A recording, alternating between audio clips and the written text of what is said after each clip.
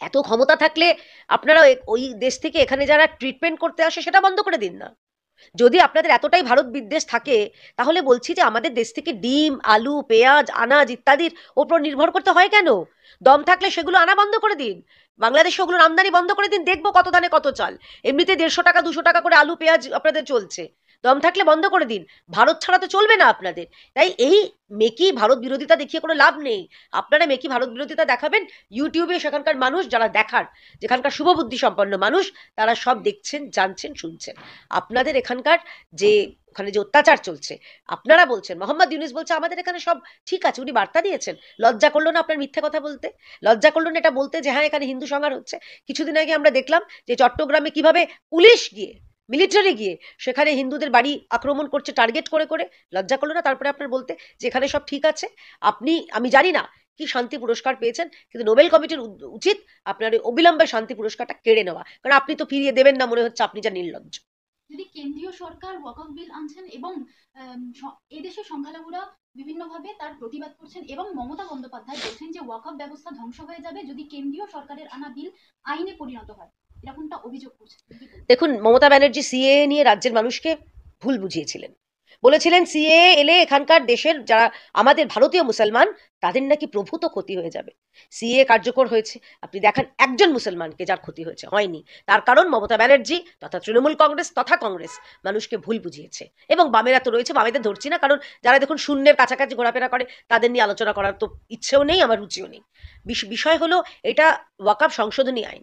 ওয়াকফ সংশোধনীতে বলা হয়েছে যে যেটা ওয়াকফ আল আওলাদ সেটা নিয়ে তো বলা হচ্ছে না, কিন্তু যেটা ওয়াকফ বাই ইউজার, অর্থাৎ যে কোনো জায়গা সঠিক প্রমাণাদি ছাড়া নিজের বলে দাবি করা, সেটা করা যাবে না।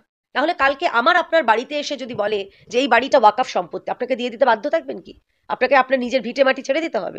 যে ঘটনা আমরা দেখেছি কর্ণাটকে, যে ঘটনা দেখেছি তামিলনাড়ুতে, একটা গ্রাম, গোটা গ্রাম, যে গ্রাম প্রায় 3 বছর 3000 বছর পুরনো গ্রাম, সেই গ্রাম নাকি ওয়াকফের সম্পত্তি।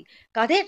যে ধর্মর বয়স মাত্র 1500 বছর, সে ধর্ম বলছে যে 3500 বছর পুরনো একটা গ্রাম আমাদের সম্পত্তি। হলোটা কি করে?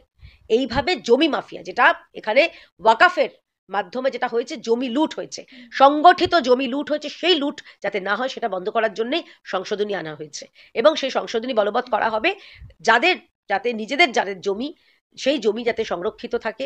এবং যে সংশোধনীগুলো যারা বলছেন তারা পড়ে দেখেননি কি কি সংশোধনী এসছে, এটা পড়ে দেখলেই বুঝতে পারবেন এটা জমি কেড়ে নেওয়ার কথা নয়। এবং তার সঙ্গে আরেকটা কথা বলতে চাই, মমতা ব্যানার্জির মন্ত্রী তথা জামেয়াতে উলামায়ে হিন্দের পশ্চিমবঙ্গের যিনি সভাপতি রয়েছেন সিদ্দিকুল্লাহ চৌধুরী, যিনি কিনা এই দুদিন আগে গতকালই কলকাতায় একটা মিছিল করেছেন, একটা সভা করেছেন, সেখান থেকে মানুষকে ভুল বুঝিয়েছেন। তার আগেও বলেছেন, কি বলেছেন, যে দক্ষিণ কলকাতা নাকি পুরো ওয়াকফের, রাজভবন পুরো ওয়াকফের। তার মানে কি কালীঘাট মন্দিরটা যেটা দক্ষিণ কলকাতায় পড়ে সেটা কি ওয়াকফের সম্পত্তি? কালে কালে এই এই যে মানে একদম সংগঠিতভাবে জমি লুট চলছে, সেই জমি লুটকে আটকানোর জন্যই ওয়াকফের সংশোধনী, যেটার বিরোধিতা স্বাভাবিকভাবেই মমতা সরকার করবেন, কারণ তারা জমি মাফিয়া, জমি লুট করা তাদের অন্যতম কাজ। দরকার কিসের আলোচনা করার?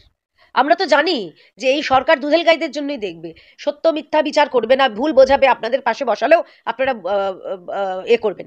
আর আরেকটা কথা বলি, দেখুন আমার রাজ্যের মুখ্যমন্ত্রী, তাকে সম্মান জানাই, কিন্তু অসত্য কথা বলবেন না।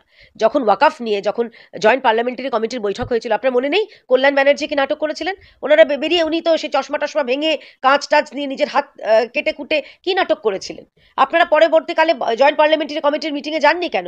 নিজেরা যাবেন না আর বলবেন আমাদের আলোচনা করা, আপনাদের আলোচনা করার জন্য ডাকা হয়েছিল তো, আপনাদের যারা সাংসদ রয়েছেন তাদের ডাকা হয়েছিল, আপনারা যাননি, সেটা কেন? আপনাদের ব্যাখ্যা দিতে হবে। সেখানে গেলে আপনারা জানেন যে সংশোধনী তো আটকাতে পারবেন না, তাতে আপনাদের ভোট ব্যাংক যাতে অক্ষুণ্ণ থাকে সেইটা কারণেই আপনারা যাননি, ওয়াকআউট করেছেন, আর কল্যাণ ব্যানার্জি নাটক করেছেন।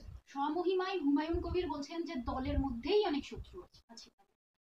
দেখুন, তৃণমূলের রান্নাঘরে কি রান্না হচ্ছে আমাদের দেখে কাজ নেই, কিন্তু হ্যাঁ অবশ্যই এদের শত্রুর মানে বা শত্রুতার পরিমাণ এতটাই যে একে অপরকে পুড়িয়ে মারে। বকটুর ঘটনা বলছি, 9 জন নিরীহ মানুষকে পুড়িয়ে মারা হয়েছিল। এদের শত্রুতার পরিমাণ একটা এতটাই যে গুলি করে মারে। এই ভোটের দিনে অশোক সাউ নৈহাটিতে নিশ্চয়ই মনে আছে আপনাদের, ভাটপাড়ায় কি হয়েছিল, গুলি করে মারা হলো দিনে দুপুরে একটা তরতাজা যুবককে। এদের শত্রুতার পরিমাণ এতটাই যে একে অপরকে কেউ বলে সাদা হাতি, কেউ ডাইনোসর, কেউ বলে অ্যালসেশিয়ান, এইসব চলে। আসলে এগুলো বখরার লড়াই। তৃণমূলে এখন ক্ষমতার পেশি শক্তির মানে ডিসপ্লে চলছে, কার কত বেশি পেশি শক্তি, কার কত বেশি দুধেল গায়ে প্রীতি, কার কত বেশি ভোট ব্যাংক অটুট, সেটার লড়াই চলছে। এটা নিয়ে আমাদের কোনো মন্তব্য নেই। আর হুমায়ুন কবিরের প্রসঙ্গ যখন আনলেন, হুমায়ুন কবির অভিষেক বন্দ্যোপাধ্যায়কে নিয়ে কথা বলেছেন বলে অবশেষে তাকে মমতার শিবির শোকজ করেছে। কিন্তু এই হুমায়ুন কবির যখন বলেছিলেন যে ওই ভরতপুরে, মুর্শিদাবাদে 30% সংখ্যালঘু হিন্দুকে ভাগীরথীর জলে ভাসিয়ে দেবেন, তখন তাকে শোকজ করা হয়নি। অর্থাৎ এদের কাছে শুধুমাত্র ওই নিজেদের ক্ষমতাটাই আসল, মানুষকে খুন করছে, হিন্দুকে খুন করছে, সেটা এদের কাছে কিছু এসে যায় না। পুরো দুর্নীতি মামলায় অর্জুন সিংকে ডেকে পাঠানো হয়েছিল এবং তিনি ভিজিট করতে গেছিলেন এবং সেখান থেকে তিনি সাংবাদিকদের মুখোমুখি হয়ে বলছেন যে মমতা বন্দ্যোপাধ্যায় তাকে মারার চেষ্টা করছেন।